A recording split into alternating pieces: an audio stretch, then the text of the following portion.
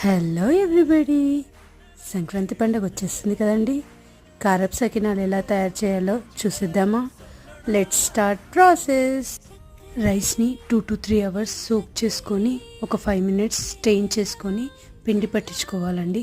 పిండిలో కొంచెం ఓమా, నువ్వులు, పండ్ల మిరం, కొంచెం సోక్ చేసిన పెసరపప్పు, గార్లిక్ వేసి తగినన్ని వాటర్ పోసుకొని చూపిస్తున్న విధంగా డౌలాగా చేసుకోవాలండి. డౌలా చేసుకున్న సకినాల బ్యాటర్ని వీడియోలో చూపిస్తున్న విధంగా సకినాల్లాగా పోసేసుకొని అవి ఆరాక డీప్ ఫ్రై చేసుకోవాలి. అంతే, టేస్టీ కారపు సకినాలు రెడీ.